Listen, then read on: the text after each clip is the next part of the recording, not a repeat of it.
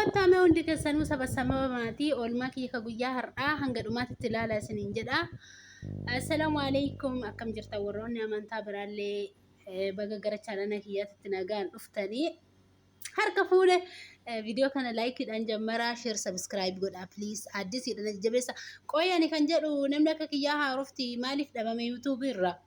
Innaa asitti ganama akkuma hirribaa ka'een eda keessa halkan YouTube irratti Firashii feestaala qaburra rafinaa. Firashii feestaala qaburra warafsanii dhukkuba garaa nama fidaa jira waan jedhamu dhaga'e.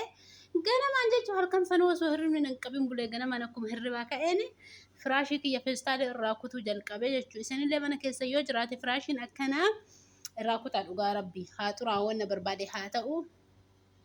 Gizee waan saniillee gizee akisteentii sanillee dhuftan lama sadi walirraan darafaa malee firashii feestaala qaburra rafinaa. Jiraachuu yoo barbaadan jechuudha dhukkuba qabadhani. Innaa firashicha ganama subii hirribaa akkuma ka'een firashicha irraa kutee heddumaan immoo like gochuu hin dagatinaa subscribe na godhaa wallahi nama viidiyoo kiyya daawwatu keessaa harki 99 ka osoo subscribe nan godhine daawwatu. Yaa'u iyyitaallee baay'ee hin qabu haaraa rakkoo hin qabu garuu namni viidiyoo kana daawwatan hundi keessanuu subscribe na godhaa jechuumaafi.